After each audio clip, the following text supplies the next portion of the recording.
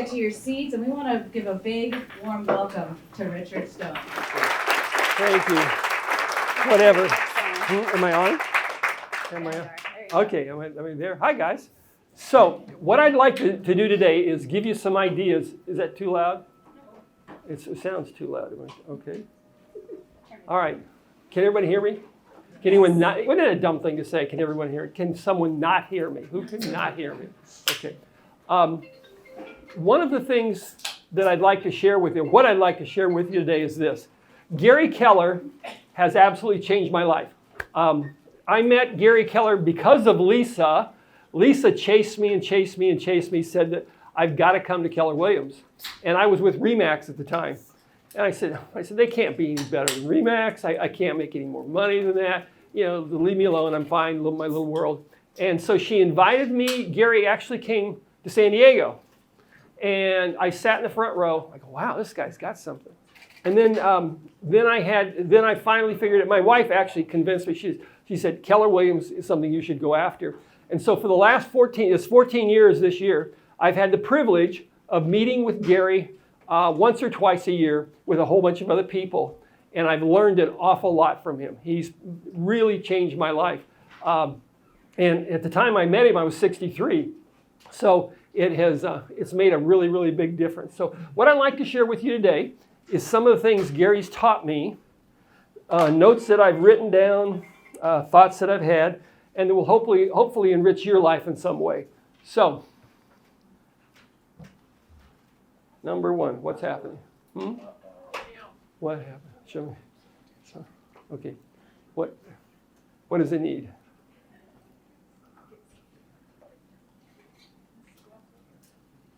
Okay. All right.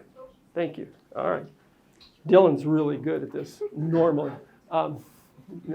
He is. All right, so the first thing Gary always says is this. Any meeting we have, anytime, and you've got people in there that are doing, a lot of volume. Taylor and I, is my partner, in the last 3 years, we've done about $245 million in sales.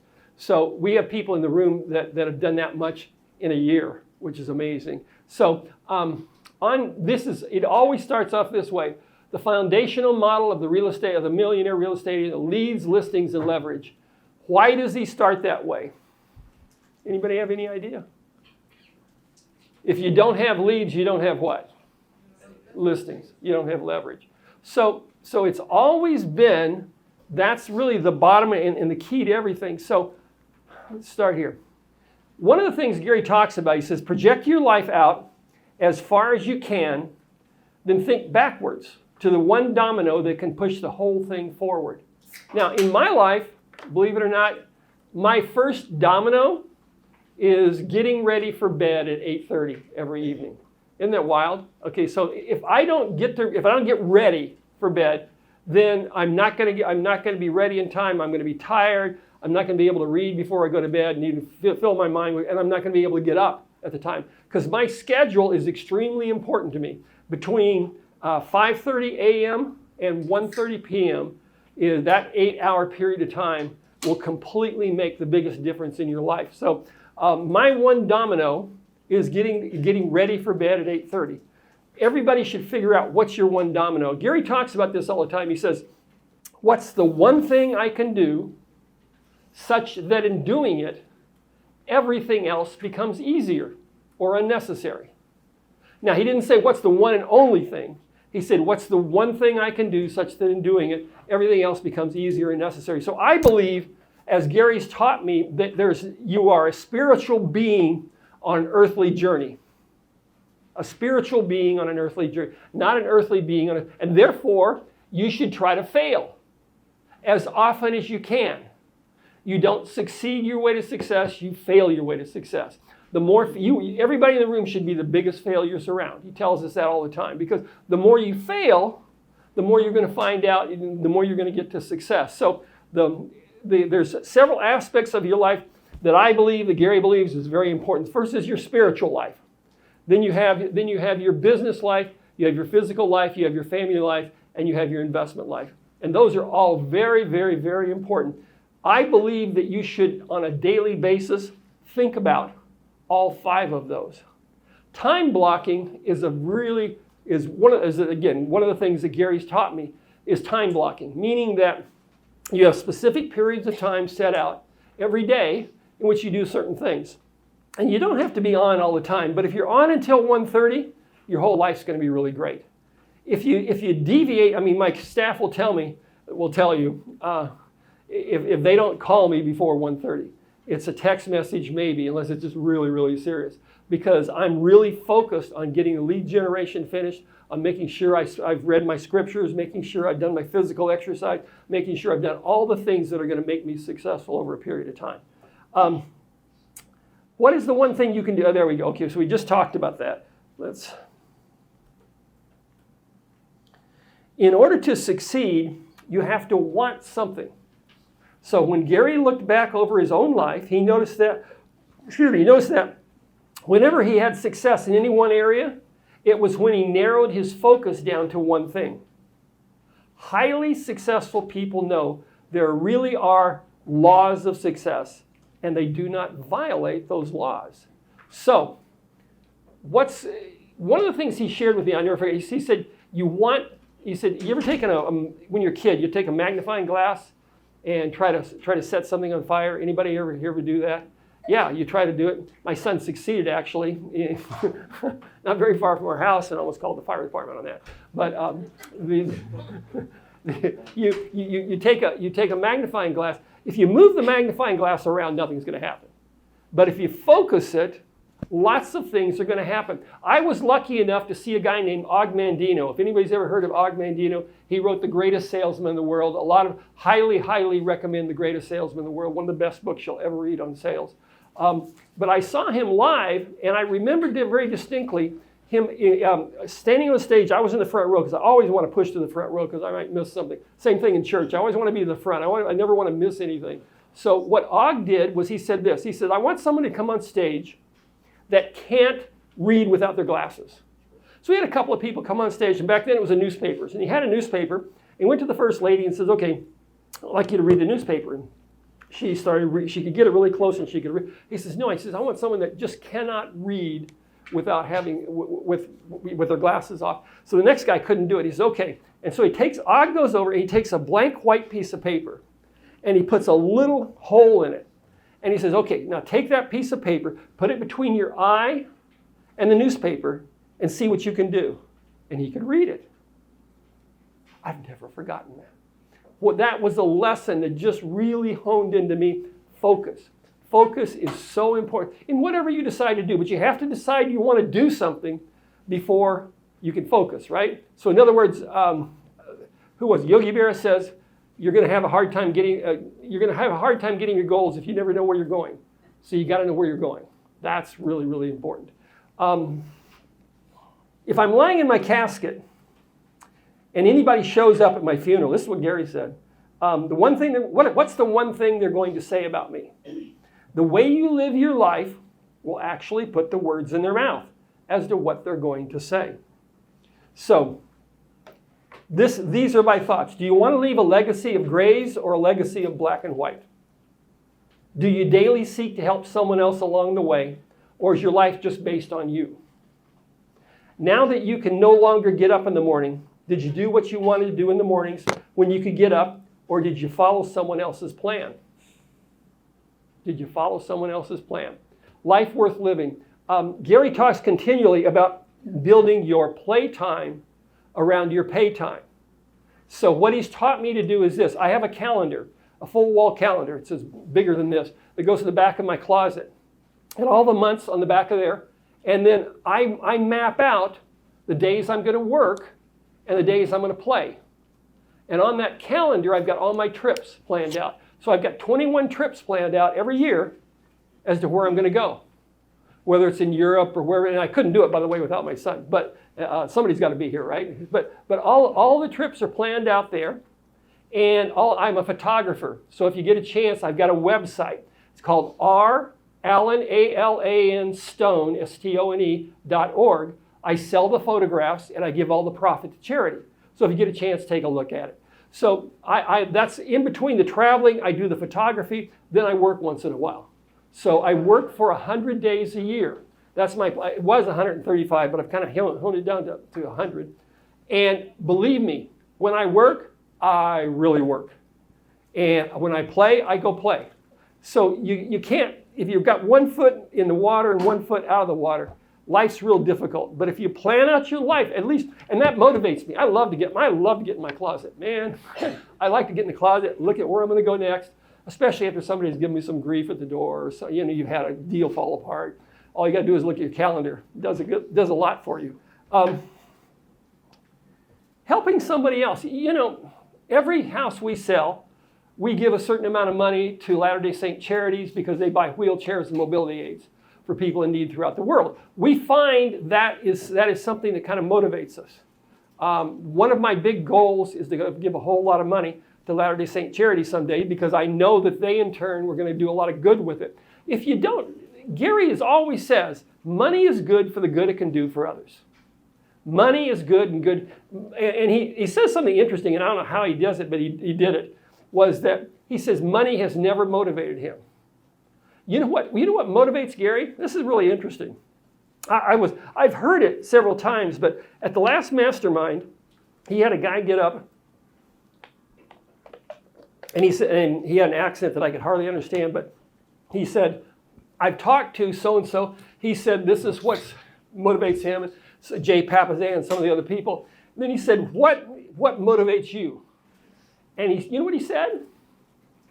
To help others live the biggest life possible. So the guy that runs your company to help others live the biggest life possible. To me, that's an incredible, and everything he does for us, is all done for us. Because it's like, if anybody heard of Zig Ziglar used to always say, if you can help enough people get what they want, you can get everything in life you want. If you help enough people get what they want, you can get everything in life you want. So that is a really important thing to remember. The rules of I keep going backwards, I'm sorry. In order to be a success, you have to want something. When Gary looked back over his own life, what he noticed was that whenever he had success in any area, it was when he narrowed his focus down to one thing. Highly successful people know that there really are laws. I've already read that. Am I going backwards? Yeah, I'm sorry. Let's go there. I wrote that twice. If you want extraordinary... Dylan, would you help me? This keeps getting in my way. This bar across there. Would you fix that? How well you use your time will determine how well you do.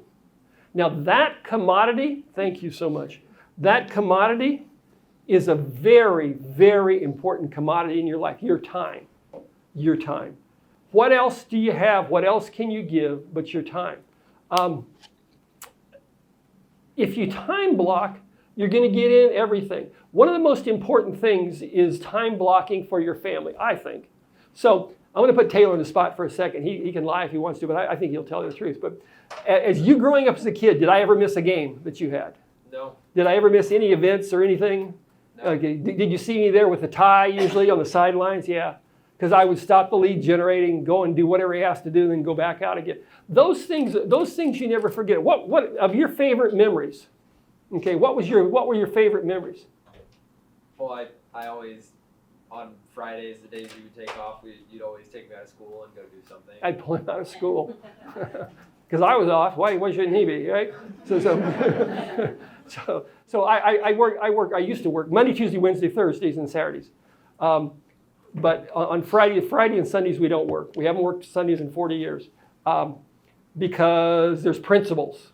It's like when somebody once said, when Moses came off the mountain, he didn't bring with him the 10 suggestions, right? He brought him with the 10 commandments, okay?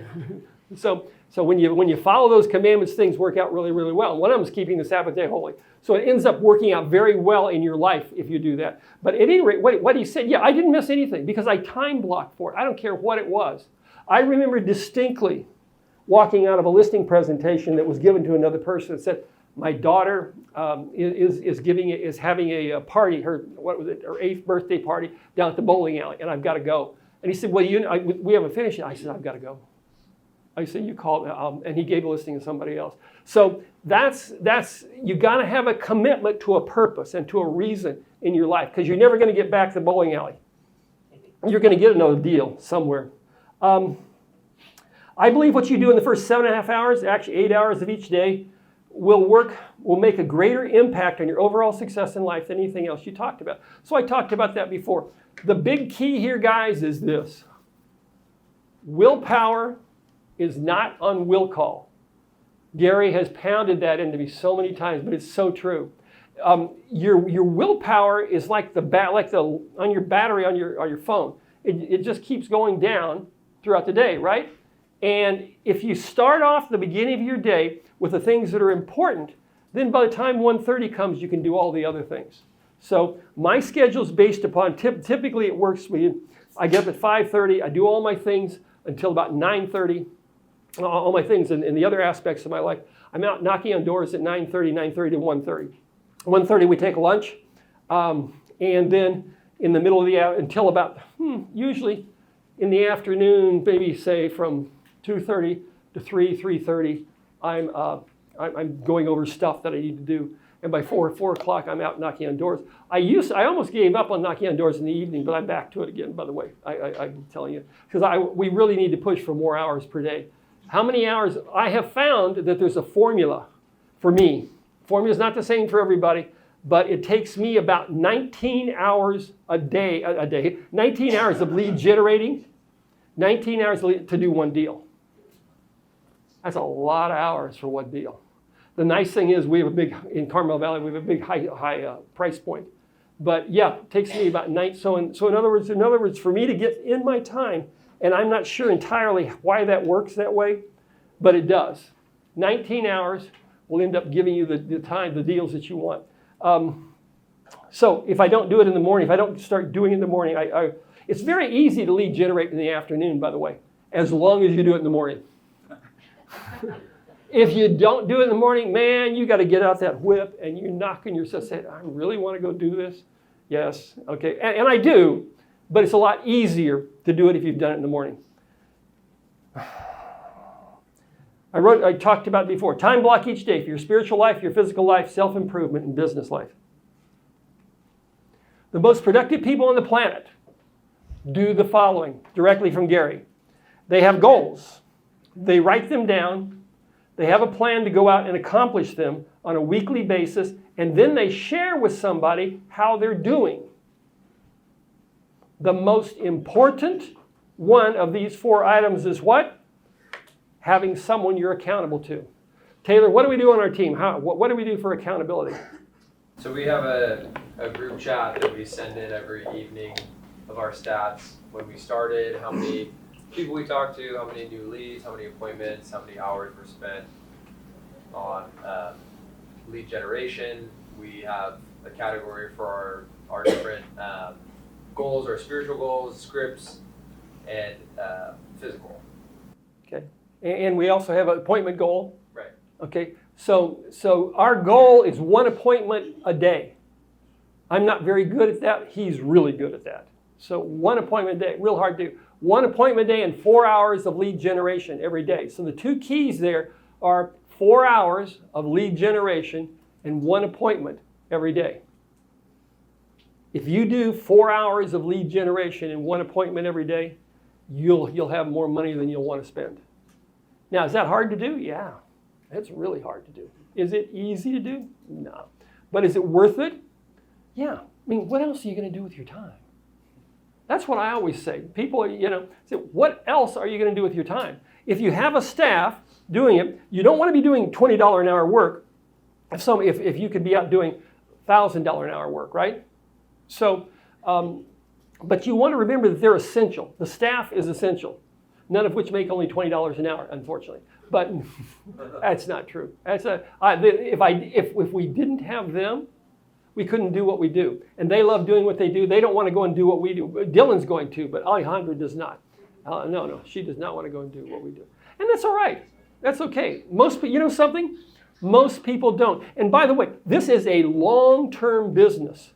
We have a farm area in Carmel Valley, 16,154 of our closest friends that we mail to every month. We also call every one of them that we do a just listed, just sold in the area we're doing, we do that. Every time we get a listing, every time we sell a listing. Then 4 times a month we send out what we call our review, which is the specific houses that have sold in their subdivision. So when I talk to people, they say, man, I get stuff in my mailbox all the time from you because they think it's out there all the time. We do open houses. So this is something Gary talks about again. Get 3 things you do and do them very well. So we do open houses, knocking on doors, and mailing to our farm area. Those are the only 3 things we really do. We don't pay for leads from anything else.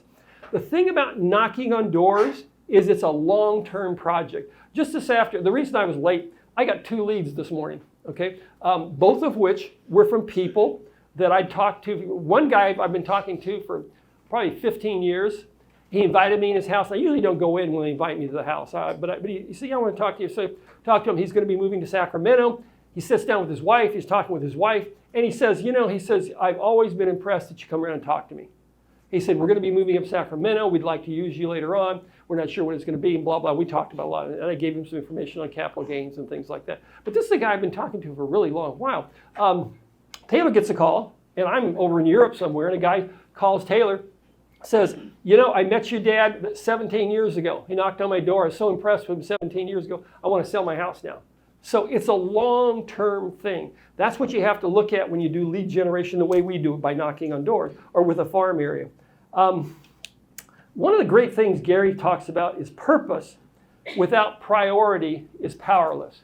So if you have a goal, if you know where you're going, one of the things Gary's taught me to do is to get a mission statement, a mission, vision, values, belief, perspective statement.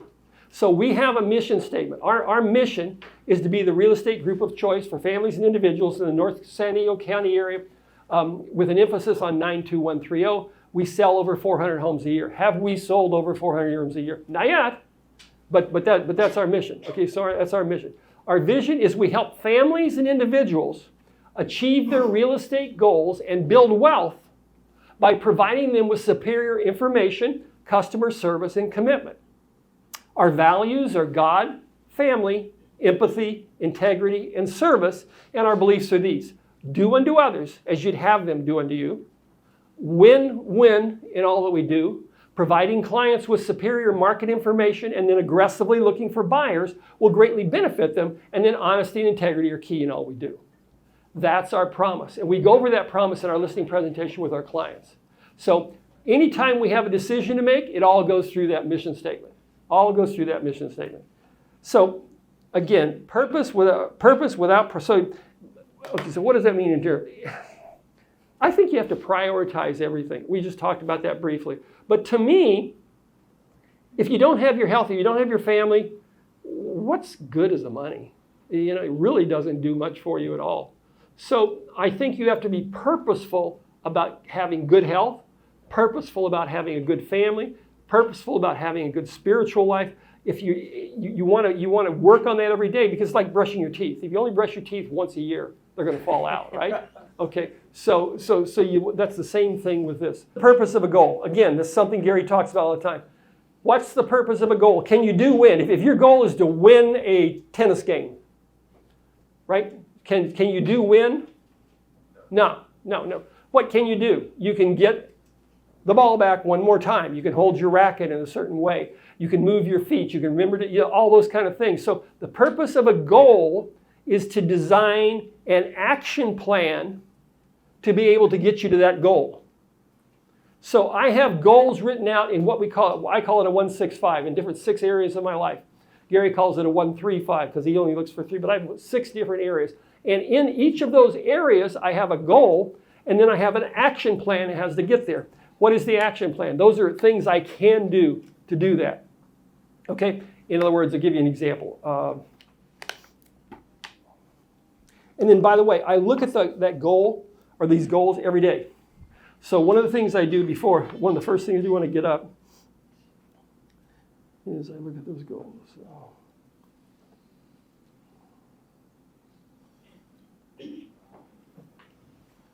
All right.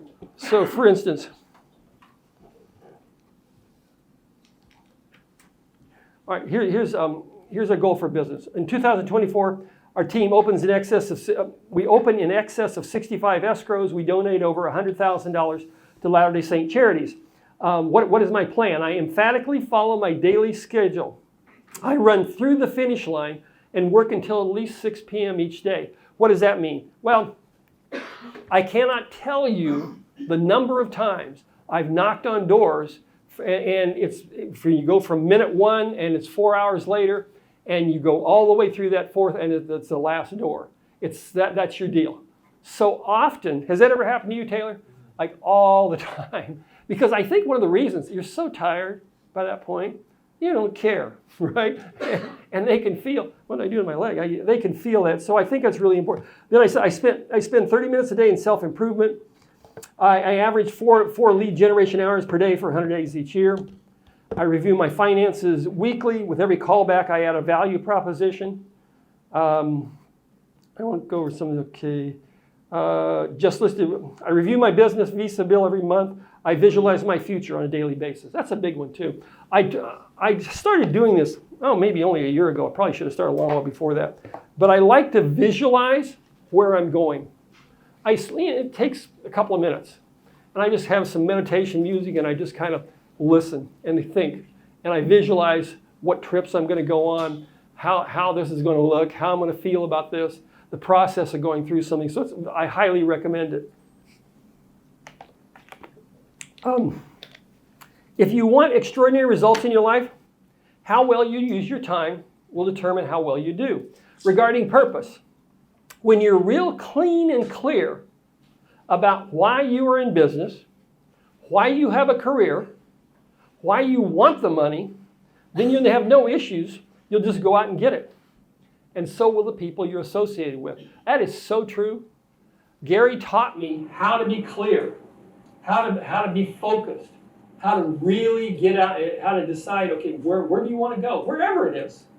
And your goals aren't going to be my goals. But again, you're never going to get there unless you know where you're going. And if you get there, your goals are too low. So Gary teaches about aiming high. Aiming high, really important.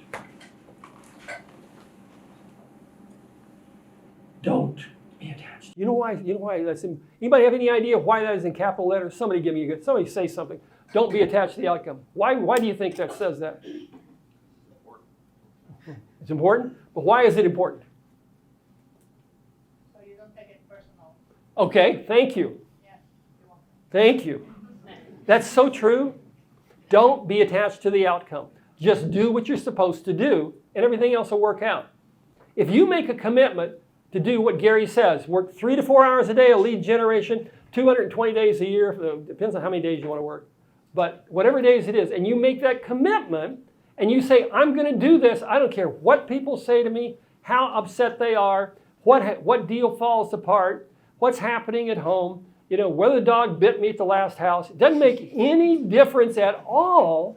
I'm just going to do what I'm supposed to do, and I'm not going to be attached to what the results are. This is something that there was a young lady in Portland, Oregon. I think she's 17 now, and she's the first soccer lady, to ever be on a professional soccer team that's in high school. And this is what she said. I love this. She says, fall in love with the process of becoming great. Fall in love with the process. So it's a process. Every day, Taylor and I are out in a process. And the more we hone those skills, the better we are. It's a whole process. Then you want to fall in love with that process. Okay, we talked about this. The 3 I do: farm, door knock, and hold open houses. The most important thing for us in the real estate business is generating leads. Converting them to appointments and making presentations. When you do that, everything else takes care of itself. Isn't that the truth? Just do those 3 things. Just do those 3 things. Generate the lead. And you know what's interesting? I'll tell you, Gary, when I first started Keller Williams 14 years ago, you remember I was on the stage the first time? Yep. So I was on the stage, and I hadn't done that much. I'd only made about $600,000 or something the year before, and I was going, they want me on the stage? Everybody else should be doing. So he gets me on the stage, and so Gary looks over at me, And he says, well, what do you do? And I tell him, I said, I knock on doors. And back at that time, I never asked for a lead. Never. I would knock on doors. Hi, it's Richard. We just sold another one here in the area. How's the family doing? Great. See you another time. And I go to the next door. Would never ask anybody. And I did that for almost 26 years at that point. So I'm telling Gary what I'm doing. And he looks over at me and he goes, why don't you ask them if they want to buy or sell real estate? And I said, well, I'm afraid if I ask them that, they're not going to want, the next time I come up to their door, they're not going to want to talk to me. They don't remember me. They don't care. Whatever you say to them, they really don't remember. So I developed this script that's kind of used nationwide, throughout Keller Williams. It's basically this. We knock on a door. Hi, it's Richard. Just sold another one. Hi, it's Richard. We just listed this other property. Hi, it's Richard. These are the latest in your neighborhood. Those are the three things we do. Just listed, just sold, and this is what's latest that happened. And anybody can do a latest that happened when you decide what your farm area is. It doesn't matter whose listings at all. You just show people what happened. This is what's happened. The good news is we've got, in our case, the one we just sold, we had 95 showings in 5 days and 13 offers. So I had 95 showings in 5 days, 13 offers. Have you heard rumors? These are the magic words. Have you heard rumors of anyone else thinking about making a move?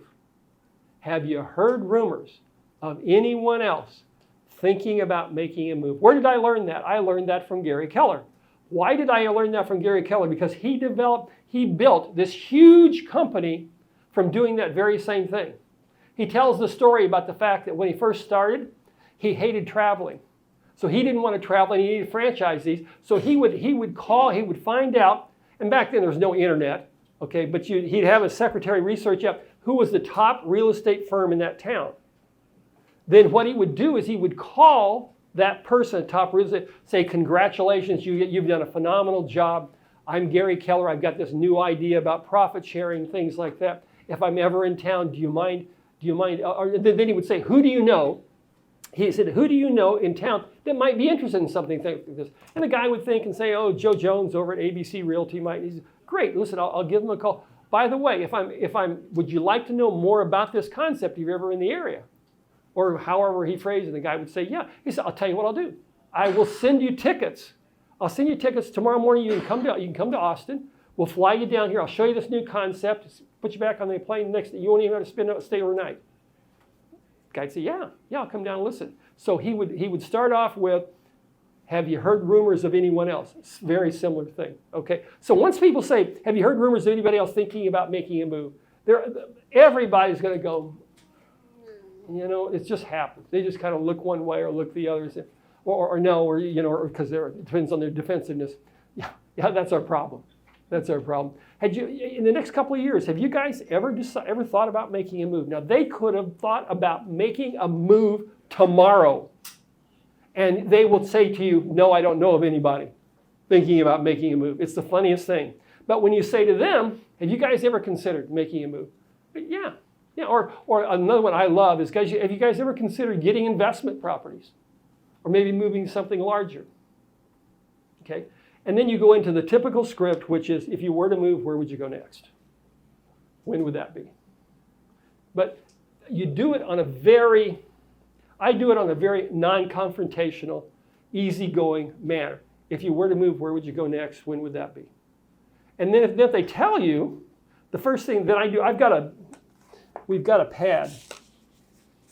This is an example of the type of thing that we knock on the door and give to them. So I have a pad, I have what we call our, street reports. This is a database of 37 years of information on people in Carmel Valley. 37, I've got this backed up several times, okay? Several times. And so on here, I've got their name. This on our street report, it's set up so that you can go, it's on the way I'll knock on doors. So you go right down the street, go to the next door, next door, next door.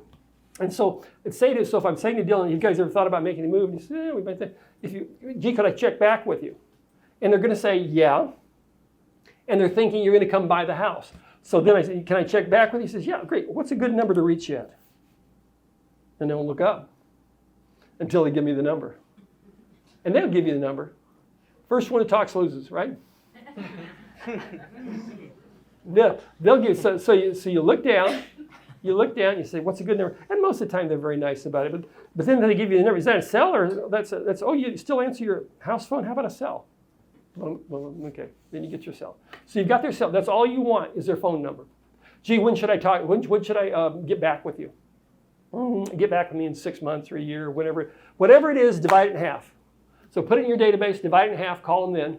And then after you've talked to them, after you've gotten the lead, send them either a thank you note or nowadays you get to send a text. Say, hi Scott, thanks for inviting me into your home. Love talking with you and your wife.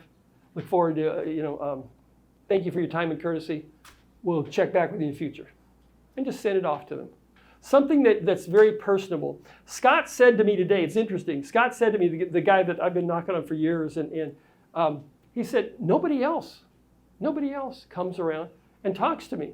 And he says, my daughter's trying to buy a house in Point Loma. Now think about it. This is what the consumer's saying. And she says she's got this agent that he's got flip-flops on, his long hair.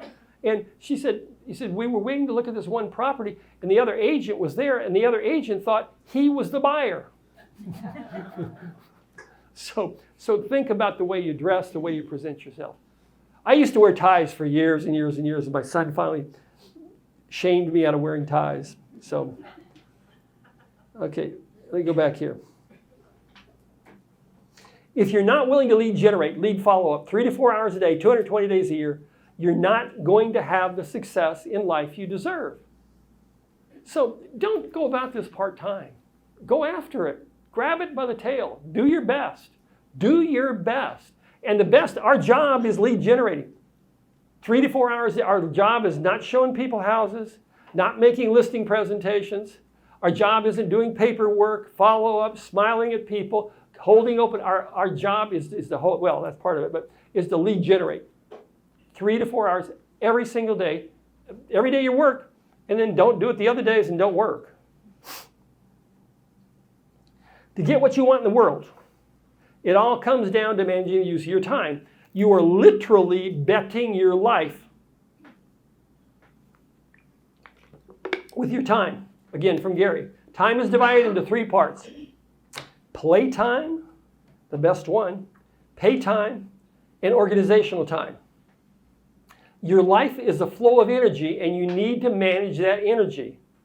You don't have to be productive all day long to be successful. You just need to be productive 3 or 4 hours a day. That's all it takes. 3 or 4 hours a day. And you can get everything in life you want. Then take the extra money, buy houses, buy equities, do whatever you want. You're not going to get rich. Nobody's going to get rich with the money you make. Nobody. You're going to get rich by the money you invest. And you invest in houses, there's only a couple of things, equities, businesses, that sort of thing. So that's what's helped me.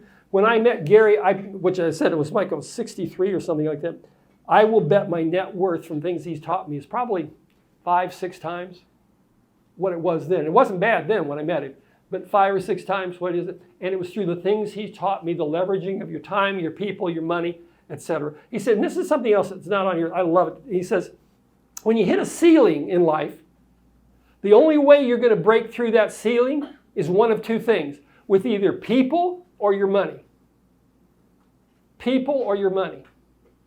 The greatest return is going to be with people. Helping people achieve their best, do their best, have the best life they possibly can.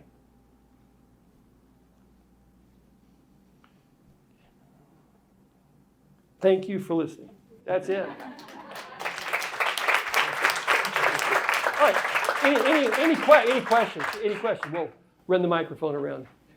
No questions? All right, I get to go. No, Lisa's got a question. All right. All right.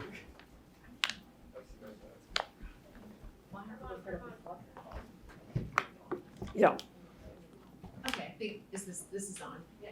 So, Richard, can you talk about, you've had Gary as a mentor. Can you talk a little bit about what coaches you've had? I believe that you have a MAPS coach right now. Yes. Can you talk a little bit about what that does for your business? It does the thing that's really important. It reminds you what you should be doing. It pushes me back into. You know what else it reminds me is when I go on trips, and I'm walking down a beach, or I'm sitting I just recently came back from Nice, France, and I was sitting at this gorgeous place in Cap Ferrat, having a soda and looking out at this beautiful place that I couldn't possibly afford to stay at. But at least I was having a soda water there, and I was and thinking to myself, man, this is good. This is fun. How did I get here? Doing something nobody else wants to do. Knocking on doors, talking to people. So coaches bring you back to what you should be doing. They remind you of it. If you look at most coaches in basketball, for instance, most of them weren't very good basketball players. True, but they were good coaches. Also accountability. Okay, that's the biggest thing. As my son says, it's accountability. It's just, because I tell you. Well, I'm going to interrupt because. Good. So Monica Reynolds is our coach. Wait a second. Okay.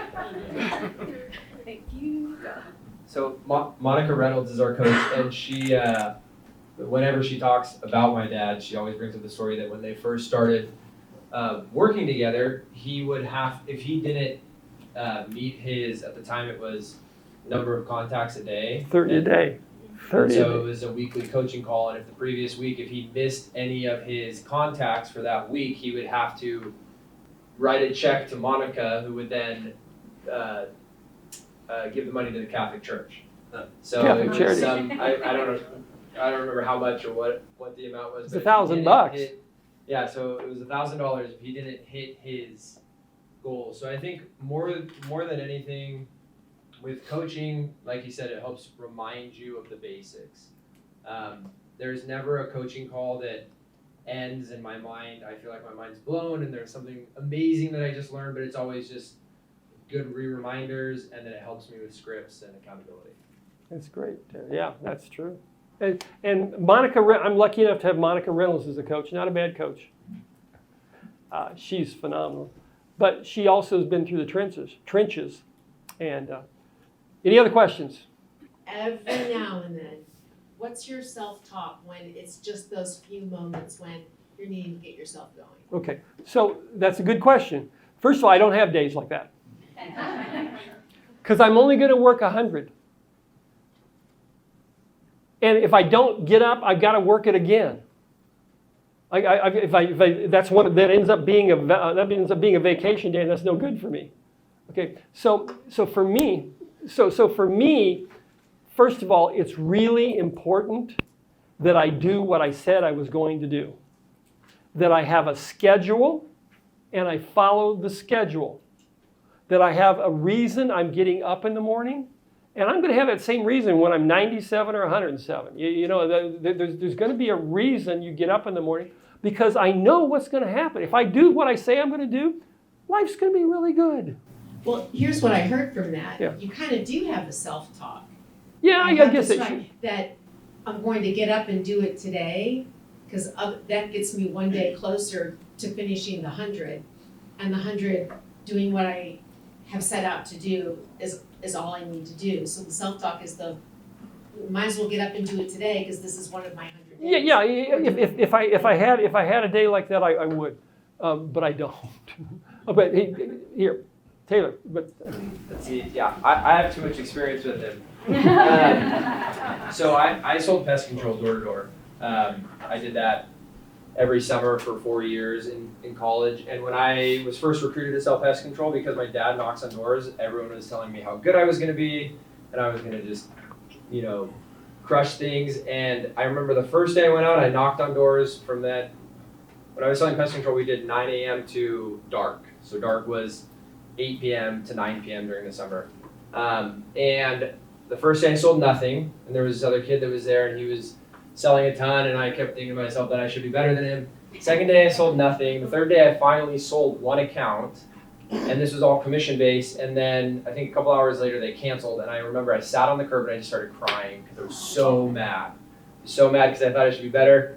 And my dad left me a voicemail, and he read a chapter or page from the book, The Greatest Salesman in the World.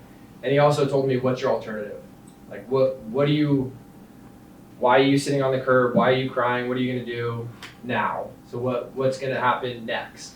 And I think that's, for me, is just thinking, what's the alternative? So why, if I'm going to sit here and I'm wasting my time by sitting here and contemplating about the things that I know I should do. So what's the alternative? Thank you. Yeah, it's so true. What is the alternative? Failure? Mediocrity? I do not like mediocrity in anything. So that's maybe another thing for me. Inside of me, it said, man, I am not wasting another second. I am not wasting another second in this world. I hope nobody has to go through a moment like that. But maybe you have, maybe you haven't. I hope you don't have to. But man, I don't care. I'm going out kicking. I'm not gonna lay here and die. And so from there, not having any money, I was in debt about $50,000. Had to borrow money from my dad because I literally would have been homeless had my dad not given me some money. I'd moved out here from Colorado, had gone through a divorce, actually 2 divorces, and wanted to start my life over again, do something different. And I was 38 years old at the time. So I read a book by Tom Hopkins. And everybody's ever read the book on Tom Hopkins? He used to go down the street and knock on doors, and he had a band with him and all kinds of stuff. And I forget the name of the book. But at any rate, I read the book.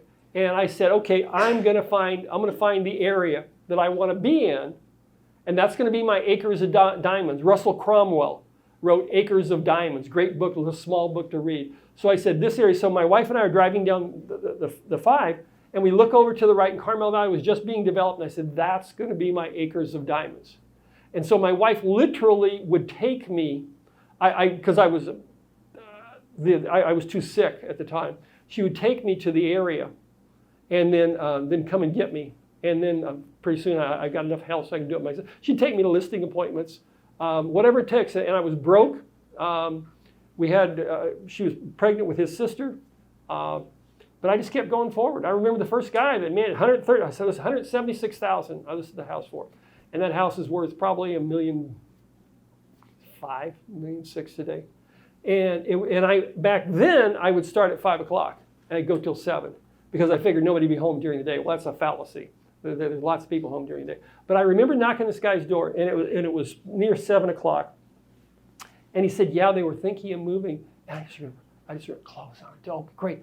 Well, when can we get together? When can we talk? When can we get together?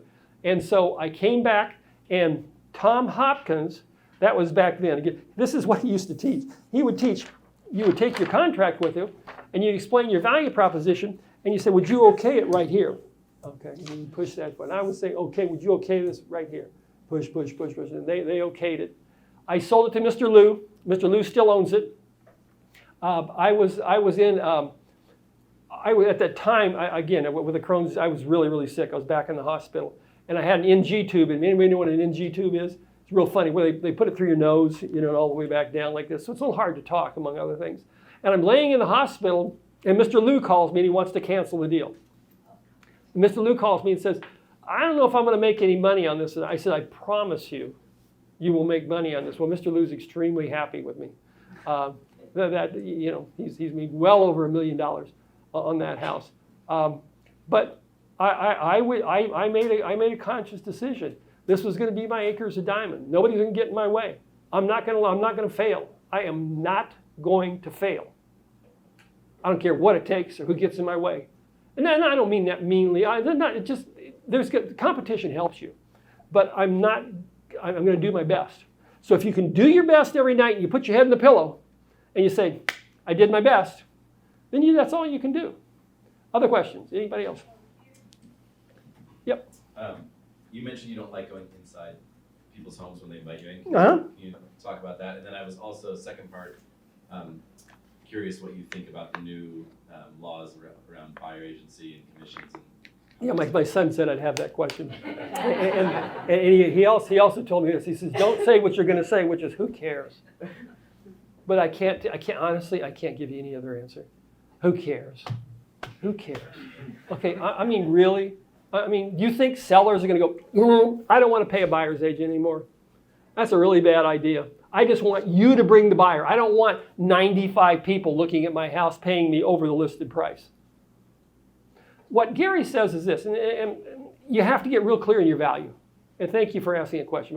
I'm not putting, it's just, honestly, it's, you guys, I sold real estate when interest rates were 20%. 20%. Who cares? Do what you're supposed to do. The great thing is people are going to buy and sell real estate. That's the great thing. People are going to buy and sell real estate. And that's the way it is. You play the will. We'll come up with scripts. There'll be scripts that we put up, how we can explain it. To me, the commissions have always been negotiable. It's never that's like it's different. The only thing you can't do now, apparently, is you can't put the buyer co-op in the multiple listing service. You can put it everywhere else, but you can't put it in the multiple listing service. That doesn't make a lot of sense, but that's the way it is. So. Yes, about going in the house. Oh, about going in the house, yeah. It's just control. I don't normally go. I just control. Plus, you might have a weirdo on the other side. Who knows? But I mean, that's not true. I mean, Being prepared. Yeah, Pardon me? You're not. Oh, yes, he's right too, because you don't want to get caught in that corner. Yeah, if you're knocking on a door, someone says, "Hey, come in. What's my house worth?" Yeah. And you give them some number because that's what you think, or You're that's gonna lose every what time. you've seen, then they can do a few things. They can take that number and then use it to negotiate with another agent because you didn't get the chance to show your value proposition. It's just Or your number wasn't necessarily accurate. yeah. It's just because you're just giving something. And it's difficult. So I had a situation. The house is coming on the market next week. This was 2 months ago. I knocked on someone's door and he said, "Oh, I was just looking for your flyer. Come in." And I went in, but I knew when I went in, I shouldn't have gone in, just because I should have stayed and tried to set a more firm appointment. But I went in and I kept it really casual and really brief, and then set the appointment. So if someone wants you to come in, when I was selling pest control, those were called buying questions. That person's interested for some reason. Maybe they'll sell if they get the price they want. And so that's the opportunity for you to turn around and set an appointment and then be more prepared and Give them your value proposition. Absolutely. So I am supposed to be on a podcast, so I've got to leave in 1 minute. But yes, please. One more question. Sure. Richard, what do you tell those people that you knock on their door and they tell you, I'm going out feet first? Do you have a script for that? What do you tell them? I mean, it's an awkward response. I don't blame you. I- No, that's very good. But if you need to Okay. move, let me know. Yeah, sure. Remember, why are you there? So, well, no, I wish you could set an appointment, but you're there to get a number, right? You're there to get a phone number, right? People will say that to you all the time, and it just ends up being, I blame it's a great area. Have heard rumors of anybody else? If you were to move, where would you go next? I mean, you could pull into that, but you're not there to convince them to move. You're there to find out if they know of anybody else, and every once in a while they do, but you're there to form a relationship. Having a farm area is like having a real farm. If you don't get out there every day and dig out the weeds are going to take over. If you're not out there working on it, it's going to take over. Taylor and I we got into where we were doing a lot more callbacks than we were new farming, and that wasn't productive. You got to have the callbacks, but you got to get out and talk to people too. So, but you're right. There's no magic answers to any of it. It's just, hey, I don't blame you. Check you out another time. Any other questions? I got to go. Thanks, guys.